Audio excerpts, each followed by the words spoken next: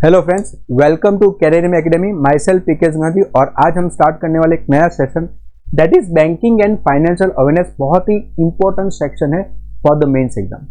यानी जो भी स्टूडेंट्स ने राइट नाउ ऑलरेडी प्रिपरेशन की होगी एप्टीट्यूड, रीजनिंग और इंग्लिश स्किल के बारे में, तो जब भी आप मेंस एग्जाम में आते हो तब ये सेक्शन बहुत ही इंपॉर्टेंट हो जाता है। जब भी आपको मेंस एग्जाम को क्रैक करनी हो तब। तो चलिए आज ये सेशन हम स्टार्ट करते हैं with the initial history of banking in India. तो बैंकिंग का डेवलपमेंट कहाँ से स्टार्ट हुआ था, उसका इवोल्यूशन कहाँ से हुआ था, तो आज के सेशन में हम ये स्टडी करेंगे। और सेकंड सेशन में हम स्टडी करेंगे that is most important MCQ related to session 1। तो चलिए अभी हम स्टार्ट करते हैं। और ये सेशन इसलिए भी बहुत ही इंपॉर्टेंट है क्योंकि जब भी आप पीओ की एग्जाम देते हो, इंटरव्यू के लिए जाते हो, तब भी आपको बैंकिंग और फाइनेंशियल का नॉलेज होना जरूरी है। तो उस टाइम पे भी जो है आपको बेसिक हिस्ट्री और जो भी बैंकिंग में करंट डेवलपमेंट हो रहा है उसके बारे में आपको मालूम होना चाहिए। तो चलिए उसी नोट पे ये सेशन हम स्टार्ट करते हैं। तो फर्स्ट पार्ट अगर हम बात करेंगे that is what is a banking. तो बैंकिंग क्या है? तो अगर बैंकिंग की डेफिनेशन अगर हम देखते हैं as per the banking companies act of 1949, यानी बैंकिंग कंपनीज एक्ट 1949 के हिसाब से a bank is a financial institution. वो क्या एक फाइनेंशियल इंस्टीट्यूशन है that dispenses banking and other financial operations to their customers। यानी वो क्या करता है, एक फाइनेंशियल इंस्टीट्यूशन है that dispenses banking, यानी वो बैंकिंग सर्विसेज प्रोवाइड करता है एंड अदर फाइनेंशियल ऑपरेशन किसको प्रोवाइड करता है, उसके कस्टमर्स को। तो यहाँ पे डिस्पेंसेस बैंकिंग यानी बैंकिंग का जो फंडामेंटल ऑपरेशंस क्या है, that is accepting deposit and providing loan. यानी जब भी हम बैंक में जाते हैं तो हमारे टू पर्पज होते हैं, या तो हम पैसे रखने जाते हैं यानी हम डिपॉजिट के लिए जाते हैं, या फिर वहां पे लोन लेने के लिए जाते हैं। So that is the two primary fundamental operations of banking. और अदर फाइनेंशियल ऑपरेशंस क्या होता है? Other financial operations in the sense कि अगर हम जब भी हम बैंक में जाते हैं तो बहुत सारे अकाउंट्स हम ओपन करवा सकते हैं। दैट इज डीमेट अकाउंट आप ओपन करवा सकते हो, करंट अकाउंट आप ओपन करवा सकते हो, लोन अगेंस्ट, ओके, तो लोन अगेंस्ट डिपॉजिट पे भी हम अकाउंट ओपन करवा सकते हैं। और उसी के साथ आप वहां पे इन्वेस्टमेंट पर्पज से भी जा सकते हो, जहां पे आपको mutual fund, stock market etcetera में भी आप इन्वेस्ट कर सकते हो, दैट इज इन बैंक।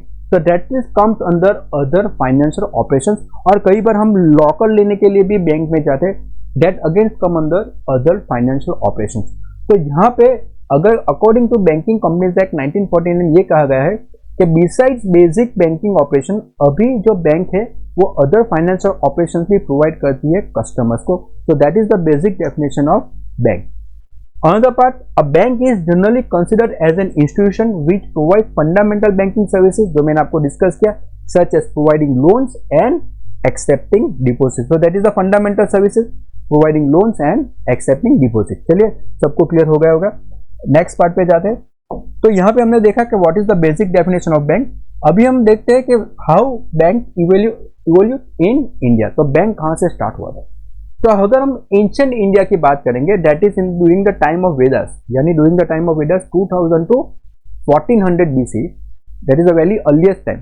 उस टाइम जो वर्ड यूज हुआ था, बैंकिंग तो नया टर्म है, that is a modern term banking, और बैंक ये मॉडर्न टर्म है, लेकिन उस time that is during the time of Vedas उसका जो वर्ड यूज हुआ था that is known as usury. Usury term हुआ था whereby lender lends money at excessive rate of interest. वहां पे जो भी लैंडर था यानी जो भी पैसा देता था, ओके, वो मनी प्रोवाइड करता था at very high rate of interest. तो बहुत ज्यादा रेट ऑफ इंटरेस्ट रहता था जब भी वो पैसे किसी को देता था तब। तो उस टाइम पे जो वर्ड यूज हुआ था that is known as usury, okay. It was also found contain loan deed, और वहां से हमें मालूम पड़ा कि ये लोन डीड जो एग्रीमेंट होता है वो भी हमें मिला था। और ये जो लोन डीड है आप सबको मालूम है, अगर बैंक किसी को पैसा देती है तो फ्री में तो नहीं देती और ऐसे तो नहीं देती पैसा। तो वो क्या करता है कि अगर मैं आपको लोन देता हूं तो उसके सामने आपके पास से मैं कुछ लूंगा फॉर द सेफ्टी पर्पज। तो वो लोन एग्रीमेंट होता है कि अगर आप मुझे पैसे नहीं दे पाए तो मैं आपकी कौन सी चीज ले लूंगा। तो वहां पे जो लोन डीड होती है यानी मैं आपका पैसा देता हूं तो उस टाइम पे तो उसके सामने, ओके, तो उसके सामने क्या रखना पड़ता है, तो उसको अपनी लैंड रखनी पड़ती है और कुछ भी अगर उसके पास गोल्ड है तो वो गोल्ड गिरवी रखता है, और उसके सामने जो है वो लैंडर उसको पैसे देता है with the high rate of interest. और ये जो लोन डीड होती है उस टाइम पे उसका नाम क्या कहा गया है, दैट इज नोन एज ऋणा पत्र और ऋणा लेखा। तो वेदास के टाइम पे ये जो लोन ली है उसका नाम था ऋणापत्र और ऋणालेखा। अभी आगे बढ़ते मॉडर्न डे बैंकिंग सिस्टम की बात करेंगे। तो modern day banking system first was conceptualised by the people of Italy. तो ये जो मॉडर्न डे बैंकिंग की बात करेंगे तो फर्स्ट उसका कॉन्सेप्ट कौन लाया था, that is by Italy under the name of बैंको, और उन्होंने ये वर्ड यूज किया था दैट इज नोन एज बैंको, BANCO। तो मॉडर्न डे बैंकिंग की बात करेंगे एंड दैट फर्स्ट जो नाम दिया गया था वो किसने दिया था, दैट इज फ्रॉम इटली, और उसका नाम क्या दिया गया था, दैट इज नोन एज बैंको। आगे बढ़ते हैं, उसके बाद मॉडर्न एरा आया इंडिया में, that is from 321 to 185 BC। So an instrument called adesh. तो तब ये जो टर्म हुई थी उसका नाम क्या दिया गया था, आदेश। आदेश एक्चुअली, आदेश अगर हम वर्ड हम यूज करते हैं that is actually Hindi word, वो क्या हिंदी और संस्कृत वर्ड हम बोल सकते हैं उसको आदेश। तो आदेश का इटसेल्फ मीनिंग क्या होता है कि हम किसी को ऑर्डर देते हैं। क्या ऑर्डर देते हैं कि किसी को ऑर्डर देते हैं कि आप उसको पैसे दो विथ इंटरेस्ट। ओके, तो आप उसको पैसे दो लेकिन उसके पास से आप इंटरेस्ट रिकवर भी कर लो, और जो भी पैसे दे वो भी रिकवर कर लो अगेंस्ट सम प्रॉपर्टी और अगेंस्ट सम इंस्ट्रूमेंट। ओके, तो यहाँ पे जो है आदेश वर्ड यूज किया था which was an order on a banker directing him to pay the sum of note to a third person। Okay, किसी वस्तु को अगर आप मेरे पास पैसे लेना है तो मैं बोलता हूँ कि मैं तो पैसे नहीं दे सकता हूँ, लेकिन ये जो बैंक है ये आपको पैसे देगी विथ माई गारंटी। तो ये क्या होता है कि ये आदेश देता है जो लेंडर है उसको कि आप उसको पैसे दो विथ माई गारंटी, लेकिन अगेंस्ट व्हाट, अगेंस्ट प्रॉपर्टी आप दे सकते हो, अगेंस्ट गोल्ड आप उसको जो है वो पैसे दे सकते हो with a rate of interest भी आपको चार्ज करना पड़ेगा। So that is the term use as आदेश which correspond to the definition of modern bill of exchange. And जो आज हम बात करेंगे उसी टर्म को आज जो हम बात करेंगे that is known as bills of exchange. उसको हम क्या कहेंगे, बिल्स ऑफ एक्सचेंज। ये सब जो टर्म है वो हम डिस्कस करेंगे डिटेल में। Bill of exchange that is एक इंस्ट्रूमेंट के सामने आपको जो पैसा मिलता है that is known as bills of exchange. और ये जो इंस्ट्रूमेंट है that is the negotiable instrument. उसको हम क्या टर्म बोलते हैं, that is known as negotiable instrument. Negotiable instrument in the sense a document on which you get some money. तो वो डॉक्यूमेंट क्या होता है, वो आपकी फिक्स डिपॉजिट भी हो सकती है, आपका कॉमर्शियल बिल्स भी हो सकता है। ओके, तो वो ट्रेजरी बिल्स भी आ सकता है। तो कुछ भी ऐसा इंस्ट्रूमेंट कि किसके अगेंस्ट आप पैसे ले सकते हो, तो that is known as negotiable instrument. That is the exchange of document with regards to money. तो उसको मॉडर्न टर्म में हम बोलते हैं that is known as bills of exchange. लेकिन अभी मौर्य टाइम पे जो वर्ड यूज हुआ था बैंकिंग का वो क्या था, आदेश। तो उसको हमें ध्यान में रखना है। चलिए अभी नेक्स्ट पार्ट पे जाते हैं। तो अभी जो है उसके बाद जो टर्म हुआ था इंडिजीनियस बैंकिंग। इंडिजीनियस बैंकिंग क्या है, बहुत important indigenous banking. The indigenous bankers land money. तो इंडिजीनियस बैंकर क्या होता है, वो लैंड मनी को लैंड करता है as money changer and finance internal trade of India by means of hundis or internal bills of exchange. It includes Shroff, सेठ, महाजन, खेतीस etcetera. तो उस टाइम पे ओके, जो मैंने आपको बोला जो टर्म बोला साहूकार, तो उस टाइम पे बहुत सारे जो है जो श्रॉफ के नाम से जाने जाते हैं, सेठ के नाम से, महाजन के नाम से जाने जाते हैं, खेतीस के नाम से जाने जाते हैं, वो क्या करते हैं, वो लोगों को लोन प्रोवाइड यानी पैसे देते हैं against some instrument, land etcetera, property etcetera. ठीक है, तो वहां पे ये जो बैंकर्स होता है वो क्या करते हैं कि जैसे कि अगर उस टाइम को आपको मालूम होगा कि ट्रेड होता था, किस तरह से ट्रेड होता था कि आपको कुछ बेचना है किसी को, उसके पास से आपको पैसे लेना है। तो कई बार क्या होता है कि आपको अगर पैसे देना होता तो आपके पास पैसे कम होते थे, तो आप कहाँ पे जाते थे, आप श्रॉफ के पास जाते थे, सेठ के पास जाते थे, महाजन के पास जाते थे, खेतीस के पास जाते थे, उसके पास से आप पैसे लेते थे और उसको ट्रेड अगेंस्ट आप उसको पैसे देते थे, और फिर जो भी आप ट्रेड करते थे उसमें से जो इनकम आती थी उसमें से आप फिर से ये पैसे जो लोन जो ली है वो आप उनको दे देते थे। तो वहां पे जो टर्म यानी जो पैसे की रिक्वायरमेंट है वो इस तरह से रिक्वायरमेंट होती थी, इसीलिए कहा गया है act as a money changer and financial internal trade of India. तो ये जो इंडिजिनियस बैंकर है that is not the organise, it is totally unorganise. Okay, no formal documentation, वहां पे कोई फॉर्मल डॉक्यूमेंटेशन नहीं था। आप मेरे पास आए पैसे लेने के लिए, मैंने आपको पैसे दिए अगेंस्ट सम प्रॉपर्टी, और मैंने आपको पैसे दिए on the basis of certain commission के बेसिस पर भी मैं आपको पैसे दे सकता हूं, और पैसे में आपको किसी भी चीज यानी प्रॉपर्टी और लैंड के अगेंस्ट में मैं आपको पैसे दे सकता हूं। लेकिन वहां पे कोई लीगल एग्रीमेंट नहीं था, कोई फिक्स इंटरेस्ट रेट नहीं था, मुझे जो चार्ज लगाना था वो कस्टमर के हिसाब से मैं चार्ज लगाता था और ज़्यादा इंटरेस्ट लेके मैं ये बिजनेस करता था, तो उसको जब हम बोलते हैं that is known as indigenous bankers. तो what are the basic defects of indigenous bankers? That is totally and unorganised. Okay, तो वो टोटली अनऑर्गेनाइज सेक्टर था। Second, do business for trade and commerce with commission result in trade risk, यानी वो जो business करते थे वो totally on trade and, मैंने आपको जो बोला कि ट्रेड एंड कॉमर्स, यानी ये जो बिजनेस होता था उसमें जो इनकम होती थी उसमें भी वो कमीशन चार्ज करते थे अगर किसी ट्रेडर को आपने पैसे दिए। यानी इंडिजिनस बैंकर अगर किसी ट्रेडर को या किसी बिजनेसमैन को पैसे देते थे तो जो भी इनकम था उसमें भी वो कमीशन अर्न करते थे। तो that is the first second defects of the indigenous banking. Charge high interest rate, बहुत ही ज्यादा इंटरेस्ट रेट चार्ज करते थे। No distinguish between short term and long term loans, तो वहां पे कोई डिस्टिंग्विश नहीं था कि ये शॉर्ट टर्म के लिए ये लॉन्ग टर्म के लिए, कोई पीरियड डिफाइन नहीं था। तो that is comes under indigenous banking. Local method of accounting, जो भी अकाउंटिंग मेथड होती थी that is for the local method use करते। नॉर्मल जो चिट्ठी पे लिख के देते थे भाई आपने इतना पैसा लिया, आपको इतना इंटरेस्ट लगेगा, आपके 1 साल में आपको इतना पैसा देना होगा या तो फिर 6 महीने में आपको इतना पैसा देना होगा। तो that is the term, that is there is no basic proper accounting method, local method of accounting that is use. Clear सबको? चलिए आगे बढ़ते हैं। So that is known as indigenous banking. अभी अगर हम देखेंगे तो बैंकिंग इन मिडिवल एरिया, तो मिडिवल एरिया में क्या होता है? That is during the time of Mughals. आप सबको मालूम है कि अगर इंडियन हिस्ट्री की बात करेंगे तो मिडिवल एरिया के बाद मुगल्स आए, और मुगल्स जब भी आए तो उन्होंने टर्म कौन सा यूज किया था? The use of loan deed continued in the Mughal era and work called as दस्तावेज। तो उसको जो टर्म दिया गया था दैट इज नोन एज दस्तावेज। ओके, तो ये जो लोन डीड है तो उसको क्या कहा गया था? दस्तावेज। ये टर्म आज भी हम यूज करते हैं, जब भी हम प्रॉपर्टी कोई परचेज करते हैं तो उसको हम क्या बोलते हैं कि दस्तावेज करना है। क्या करना है? दस्तावेज करना है, यानी वो अपने नाम पे करना है। तो ये जो टर्म है that is comes from the Mughal area. तो मुगल एरा से ये टर्म आई थी दस्तावेज। 2 टाइप्स ऑफ लोन डीड, 2 तरह की लोन डीड होती थी। दैट इज 1 दस्तावेज ए इंदुल तलब पेएबल ऑन डिमांड। इसका मतलब क्या है? दस्तावेज ए इंदुल तलब पेएबल ऑन डिमांड, कि जब भी रिक्वायरमेंट थी आप उसके पास से पैसा मांग सकते थे। सो that is payable on demand, कि जब भी रिक्वायरमेंट आती आपने किसी को पैसा दिया, लेकिन जब भी आपकी रिक्वायरमेंट है आपने तुरंत उससे पैसा मांग लिया। That is payable on demand, कोई टाइम फिक्स नहीं था। सेकंड दस्तावेज मियादा, दस्तावेज मियादा payable after a stipulated time, यानी मैंने आपको लोन प्रोवाइड की on the basic loan date, लेकिन वो एक पर्टिकुलर टाइम के लिए कि आपको ये पैसा मुझे 1 ईयर के बाद देना है, या फिर आपको ये पैसा मुझे 2 ईयर्स के बाद देना है, या तो फिर ये आपका पैसा मुझे 6 मंथ के बाद देना है।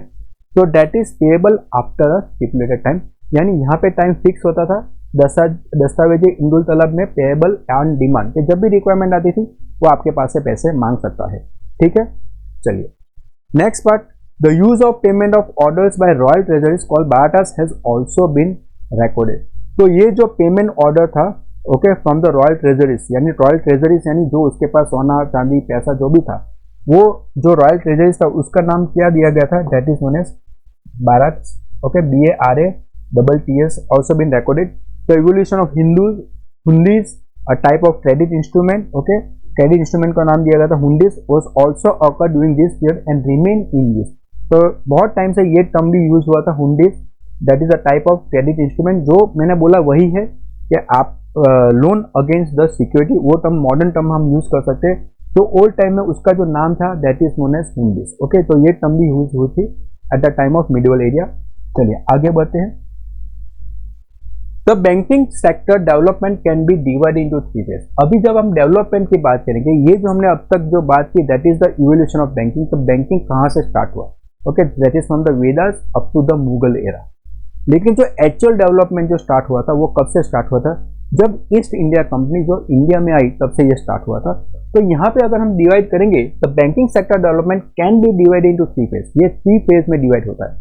That is Phase 1 that is early phase which lasted from 1770 to 1969। Early phase of banking वो कहाँ से स्टार्ट हुआ था? बहुत इंपॉर्टेंट है। अर्ली फेज 1 की बात करेंगे तो वह कहाँ से स्टार्ट हुआ था? That is from 1770 to 1969। बहुत इंपॉर्टेंट है, 1770 टू 1969 में ये स्टार्ट हुआ। क्लियर सबको? ठीक है। Then second phase, phase 2 that is also known as the nationalisation phase. उसको क्या कहते हैं हम? Nationalisation phase. ये होता early phase 1770 to 1967। Nationalisation phase that is from 1969 to 1991। Nationalisation phase यानी जब बैंक का नेशनलाइजेशन होना स्टार्ट हुआ था, that is from 1969 to 1991, that is known as nationalisation phase, phase number 2। और phase number 3 that is known as the liberalisation और the banking sector reforms, यानी liberalisation phase या तो फिर बैंकिंग सेक्टर रिफॉर्म्स की बात करेंगे, that is the phase number 3 that start from 1991 to up till date. तो 1991 से जो डेवलपमेंट हुआ था that is after liberalisation to till date, उसको हम कहेंगे फेज 3।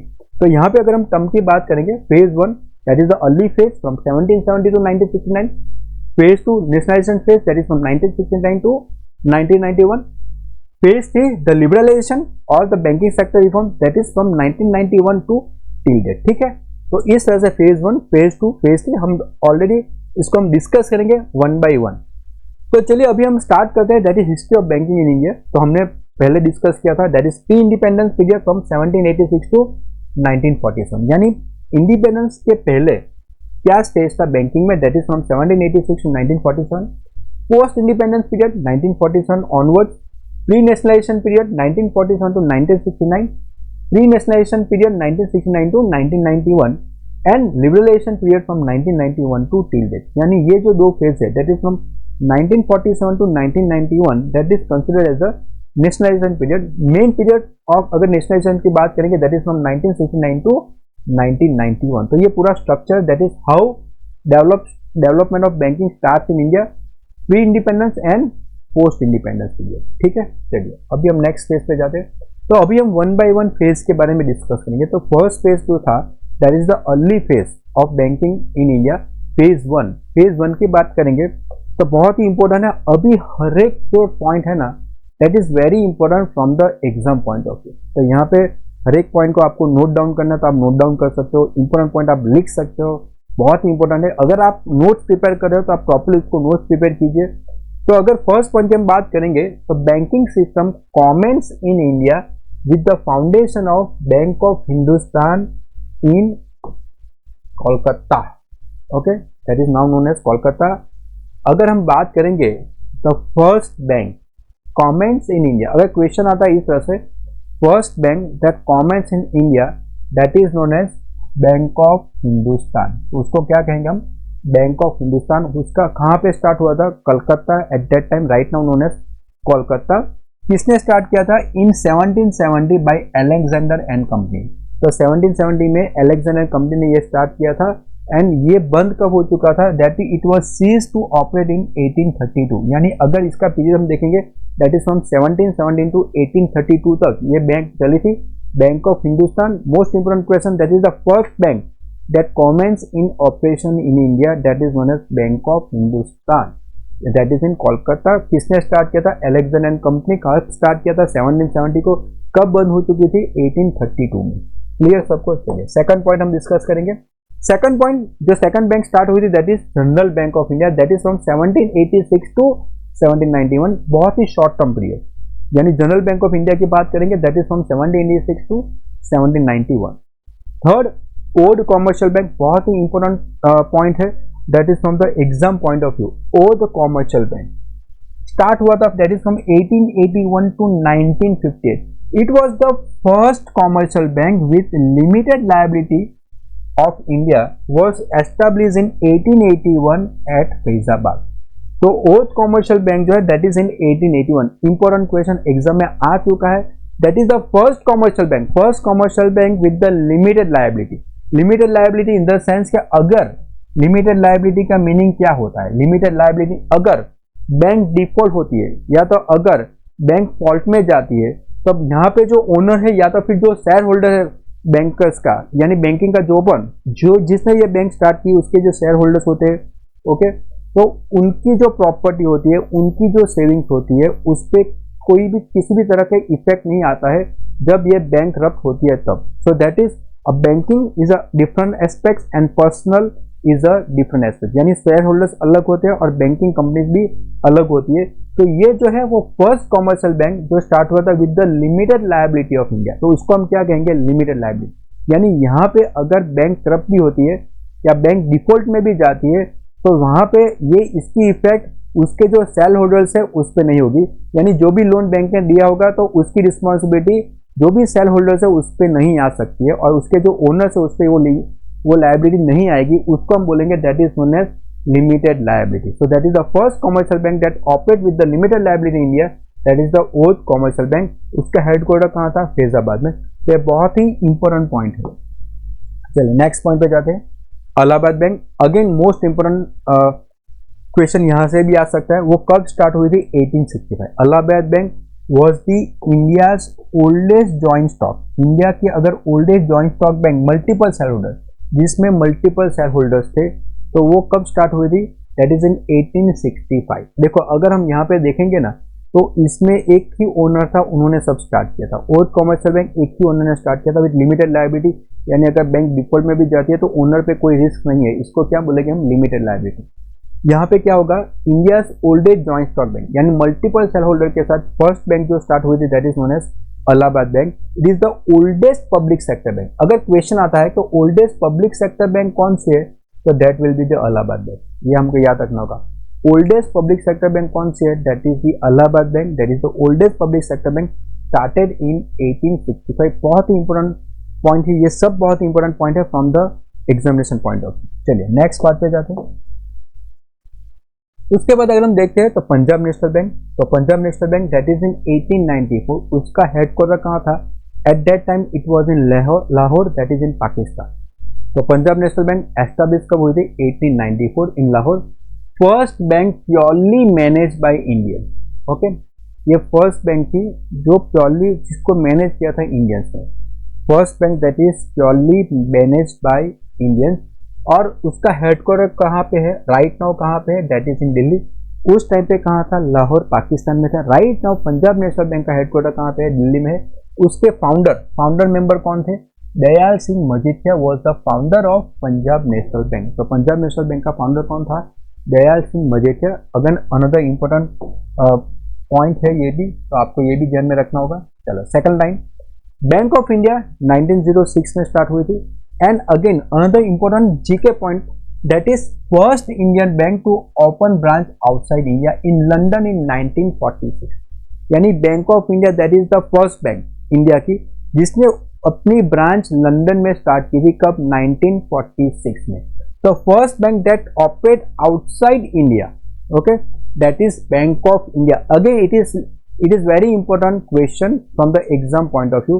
ये कौन सी बैंक है जो इसने अपना ऑपरेशन स्टार्ट किया, जिसने अपनी ब्रांच स्टार्ट की थी इन फॉरेन लैंड? कहाँ पे? In foreign land, that is in London. That is again bank of India, establish in 1906। Clear? Next part पे जाते हैं। Then bank of Baroda establish in 1908। Then central bank of India, okay, central bank of India started in 1911। First Indian commercial bank, first Indian commercial bank, ये first commercial bank है which was wholly own and manage by Indian. जो ये commercial bank है, यहाँ पे जो है वो कॉमर्शियल बैंक में नहीं आती थी, Punjab national fully manage by Indians कहेंगे तो पंजाब नेशनल बैंक। लेकिन first Indian commercial bank which was fully and wholly owned and manage bye, यानी यहाँ पे जो है होली ओन्ड, यानी पूरी जो खुद की जो है सभी इंडियंस ने ये स्टार्ट किए, यानी उसके शेयर होल्डर या तो उसके प्रोप्राइटर या तो ओनर जो है वो भी इंडियंस है। ठीक है, तो सेंट्रल बैंक ऑफ इंडिया के जो ओनर है वो भी इंडियन है, जो स्टार्ट किया था वो भी इंडियन है, फुल्ली ओन है, और मैनेज भी किसने किया था? इंडियंस ने मैनेज किया था।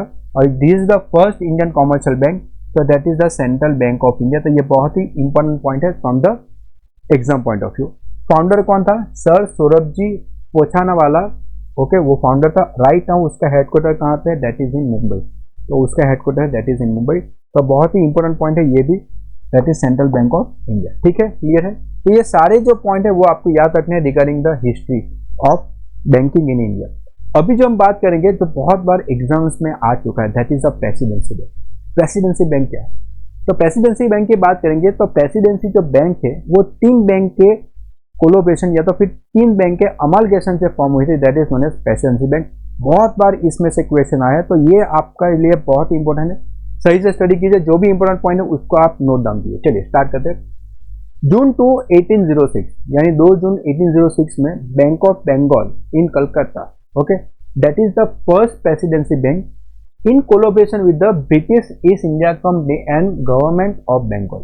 तो ये जो बैंक ऑफ बंगाल जो कोलकाता में स्टार्ट हुई थी, that is the first presidency bank. अगर क्वेश्चन आता है फर्स्ट प्रेसिडेंसी बैंक कौन सी है, बैंक ऑफ बंगाल है। First presidency bank that is bank of Bengal. BBM मैंने याद रखा है, क्या याद रखा है, BBM, Bengal Bombay and Madras, Bengal Bombay and Madras, BBM आपको याद रखना है।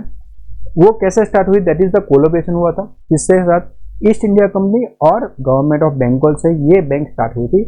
टोटल कैपिटल तब था 50 lakh, of which total capital जो हुआ था वो कितना था 50 लाख, उसमें से 10 लाख किसका शेयर था, ईस्ट इंडिया कंपनी का शेयर था 10 लाख का। On January 2, 1806 bank of Calcutta was renamed as bank of Bengal. तो ये जो बैंक ऑफ कलकत्ता थी वो 1809 में रीनेम हो गई bank of Bengal. At Kanpur in 1862 amalgamation of Dhaka bank that was established in 1846 with the bank of Bengal. तो ये भी एक पॉइंट है, कानपुर में 1862 में ढाका बैंक जो थी वो मर्ज हो गई किसके साथ, बैंक ऑफ बंगाल के साथ। तो first presidency bank that is bank of Bengal 1806 में स्टार्ट हुई थी, तो वो नेम चेंज हो गया था बैंक ऑफ कलकत्ता से बैंक ऑफ बंगाल में, ठीक है।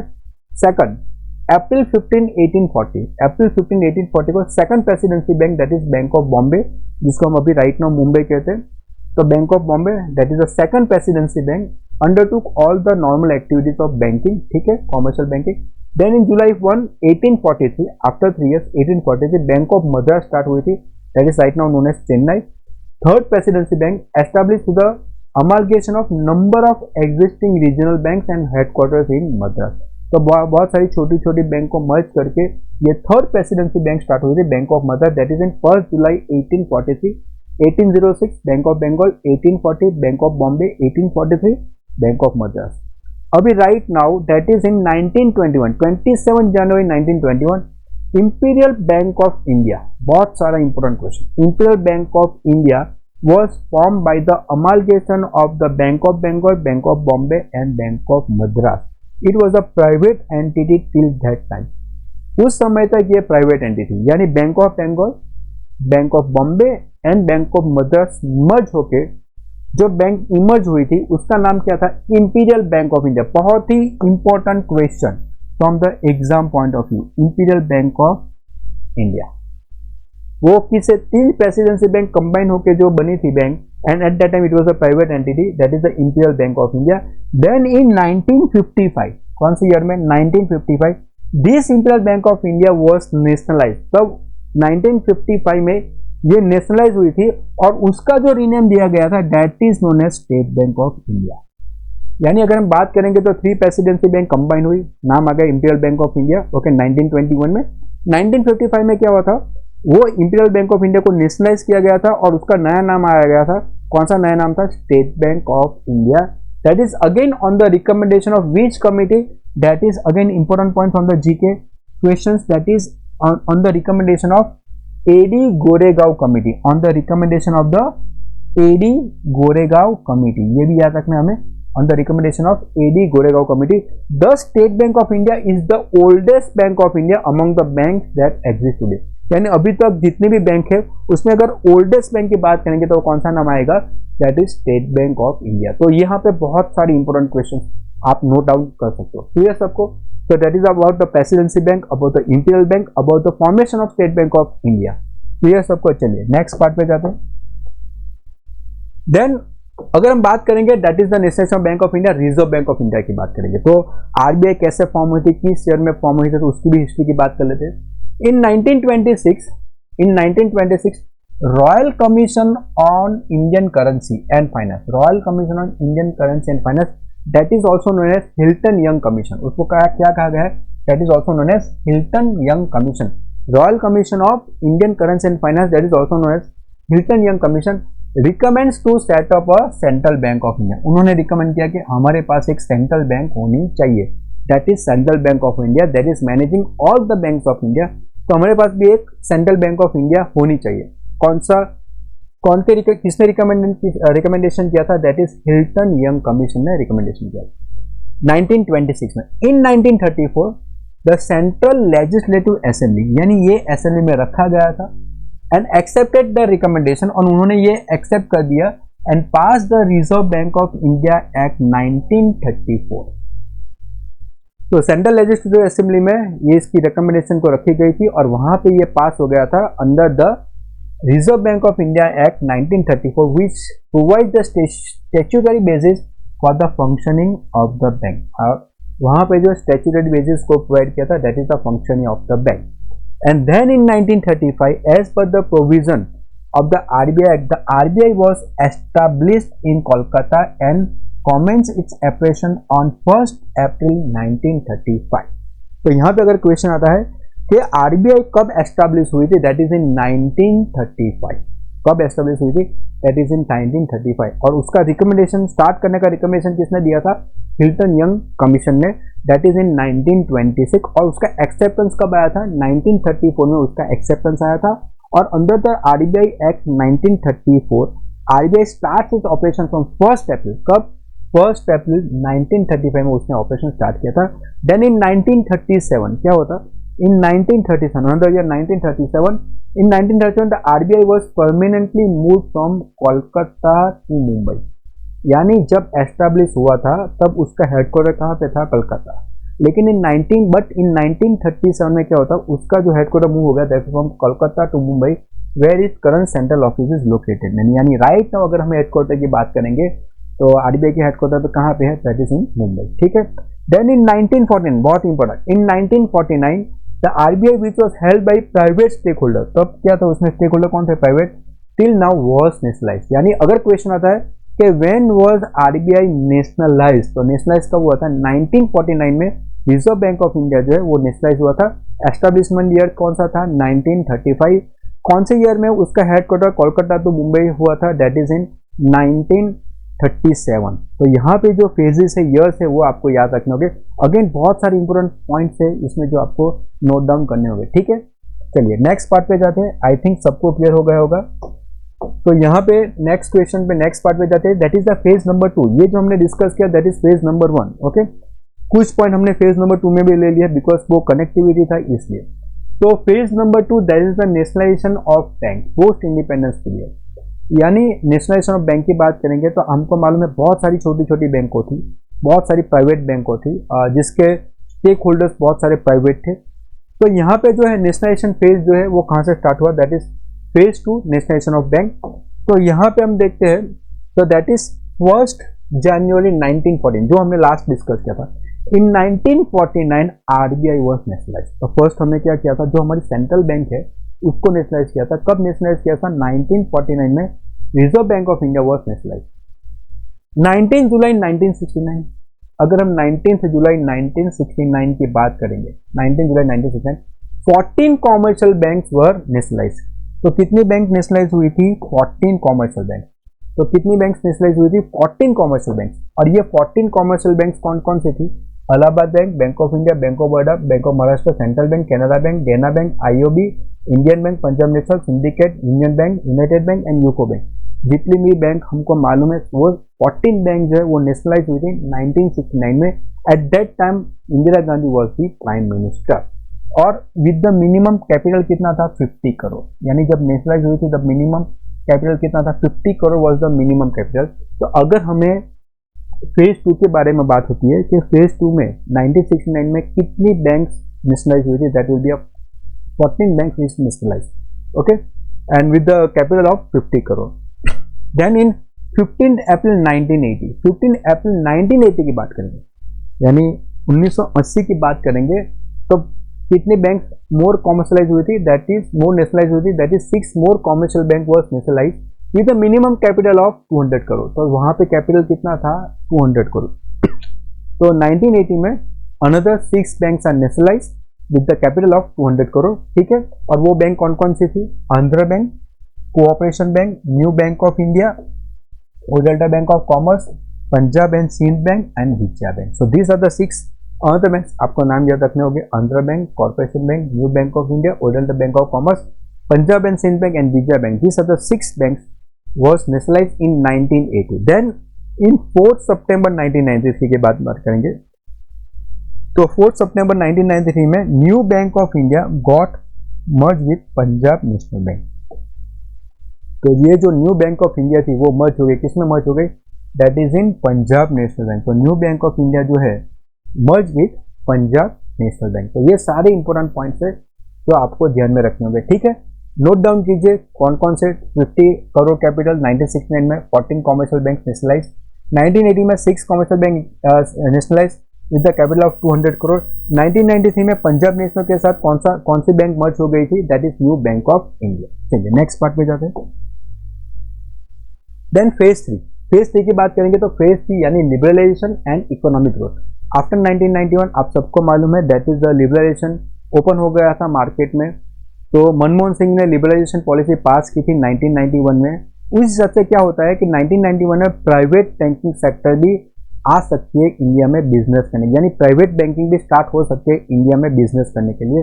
तो लिबरलाइजेशन और इकोनॉमिक ग्रोथ में दैट इज अब लाइसेंस किसको मिलेगा, that is for the private entity. तो जो भी प्राइवेट एंटिटी है उसको भी लाइसेंस देना जो देना था तो वो कब स्टार्ट हुआ था, दैट इज फ्रॉम 1991।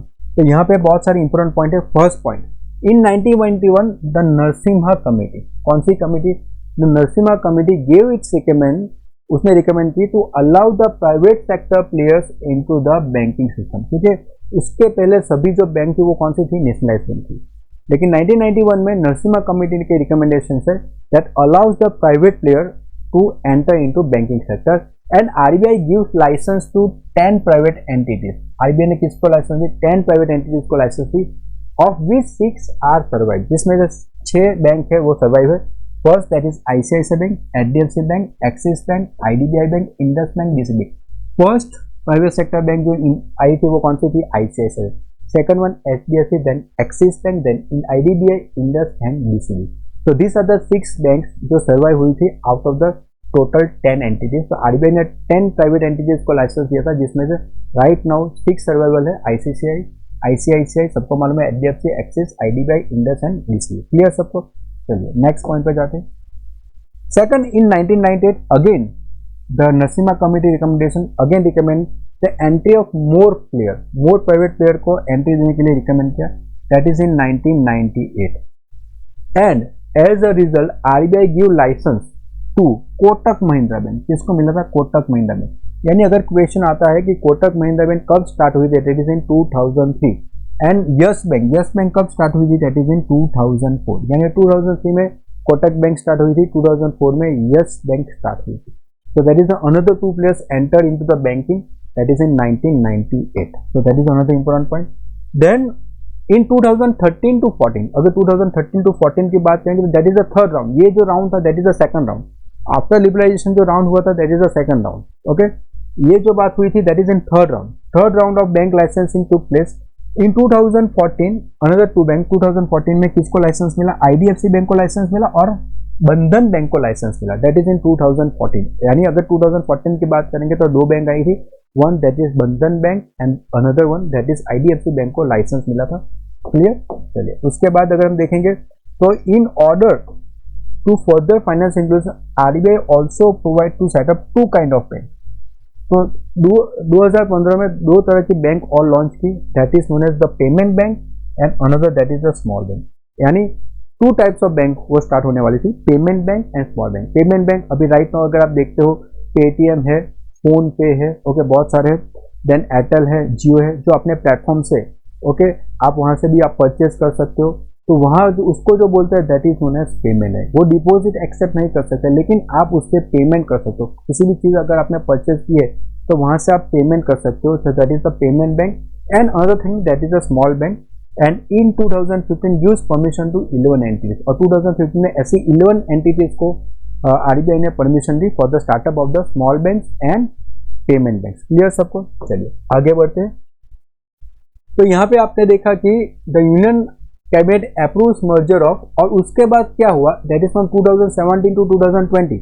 अभी हमने देखा कि 2015 तक जो आरबीआई ने जो भी ओके नोटिफिकेशन दिया या तो फिर जो भी पास किया है उसमें क्या था, बहुत सारे प्राइवेट प्लेयर्स एंटर हुए बैंकिंग सेक्टर के अंदर और थर्ड राउंड तक। और उसके बाद क्या हुआ कि that is the merging of the public sector bank. तो 2017 टू 2020 में क्या हुआ था, बहुत सारी पब्लिक सेक्टर को मर्ज करने का डिसीजन जो है वो सेंट्रल बैंक ने लेना स्टार्ट कर दिया। तो यहाँ पे अगर हम स्टार्ट करते हैं तो union cabinet approves merger of 10 public sector bank will into the 4 bank from 1 अप्रैल 2020। तो जो 10 पब्लिक सेक्टर बैंक्स थी उसको मर्ज करके सिर्फ 4 पब्लिक सेक्टर बैंक्स में कन्वर्ट करने का डिसीजन जो है वो आफ्टर 2020 कैबिनेट ने वो लॉ जो है वो पास किया। तो यहाँ पे जो है वो कौन कौन से बैंक है तो उसके बारे में बात करते हैं। Oriental bank of commerce and United bank of India will be merge into Punjab national Bank. तो पंजाब नेशनल बैंक में पहले तो न्यू बैंक ऑफ इंडिया थी, ओके, राइट बैक में अगर जाते हैं तो उसके बाद ओरिएंटल बैंक ऑफ कॉमर्स और United bank of India also merge in Punjab national bank and after this merger it become the second largest public sector bank. और ये मर्ज होने के बाद पंजाब नेशनल बन गई second largest public sector bank in India. तो first पे तो है state bank of India, second number पे कौन से आ गई, that is the Punjab national bank. Then syndicate bank will be merge into Canara bank. Syndicate bank किसमें मर्ज हो गई, Canara bank, and it become the fourth largest public sector bank. और ये बन गई fourth largest public sector bank, यानी first number पे SBI, second number पे Punjab national bank, fourth number पे कौन से, Canara bank, that will be on the fourth number. Indian bank will be merge with Allahabad bank. Union bank of India will be merge with Andhra bank and corporation bank, यानी union bank of India किससे मर्ज होगी, Andhra bank और corporation bank से मर्ज हो गई। तो ऐसे total 10 bank को मर्ज किया टोटल 4 बैंक्स में। Earlier the government of India merge 5 associates of SBI, यानी उसके बाद क्या हुआ कि जो एसबीआई की 5 एसोसिएट्स है और एक भारतीय महिला बैंक को मर्ज किया। किसने मर्ज किया, that is state bank of India में उन्होंने मर्ज किया। दैट इज इफेक्टिव फ्रॉम 1 अप्रैल 2017, यानी 1 अप्रैल 2017 में एसबीआई में एसबीआई एसोसिएट्स, कितनी एसोसिएट्स थी, 5 एसोसिएट्स प्लस महिला बैंक, दैट इज भारतीय महिला बैंक मर्ज हो गई स्टेट बैंक ऑफ इंडिया में। और ये जो 5 बैंक थी that is state bank of Bikaner and Jaipur, Bikaner and Jaipur, then Hyderabad, Mysore, Bikaner, Jaipur, Hyderabad, Mysore, Patiala and Travancore, these are the 5 associates जो मर्ज हो गई। एंड 6th वन इज भारतीय महिला बैंक, बीएमबी। तो यहाँ पे आपको नाम याद रखना होगा, Bikaner and Jaipur, state bank of Hyderabad, state bank of Mysore, state bank of Patiala, state bank of Travancore and भारतीय महिला बैंक। टोटल 6 बैंक्स वर मर्ज। अगर एसोसिएट्स की बात करेंगे तो एसबीआई की कितनी एसोसिएट्स थी, 5 एसोसिएट्स, वो मर्ज हो गई प्लस 1 दैट इज द भारतीय महिला बैंक। तो टोटल 6 बैंक जो है वो मर्ज हो गए, that is from 1 April 2017 again, ठीक है। चलिए उसके बाद क्या हुआ था, उसके बाद हुआ था on 17 September 2018। 17 September 2018 I think सबको मालूम होगा, विजया बैंक एंड देना bank merge with bank of Baroda. तो विजया बैंक और देना बैंक मर्ज हो गए, किससे मर्ज हो गए, that is bank of Baroda से, सॉरी किससे मर्ज हो गई, bank of Baroda, and it become the 3rd largest bank of country. और ये बन गई 3rd लार्जेस्ट बैंक। तो यहाँ पे आप देख सकते हो कि फर्स्ट नंबर पे आ गया एसबीआई, सेकंड नंबर पे आ गया Punjab national bank, 3rd number पे आ गया बैंक ऑफ बड़ौदा और 4th नंबर पे कौन सा है, Canara bank. So this are the 4 major banks of India. और यहाँ पे अगर टोटल पब्लिक सेक्टर की बैंक की बात करेंगे तो राइट नाउ कितनी बैंक पब्लिक सेक्टर की बैंक जो अभी रनिंग है, दैट इज मर्ज बैंक कौन कौन से हुए, state bank of India, bank of Baroda, Punjab national bank, Canara bank, union bank of India and Indian bank.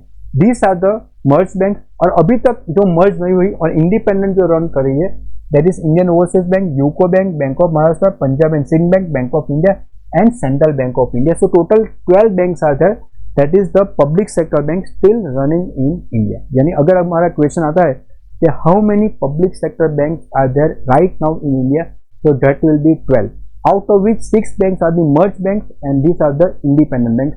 merged bank आपको याद रखनी होगी, एसबीआई मालूम है, बैंक ऑफ बड़ौदा मालूम है, पंजाब नेशनल मालूम है, Canara bank, union bank of India and Indian bank. so these are the 6 merged bank of India, ठीक है, क्लियर है सबको। चलिए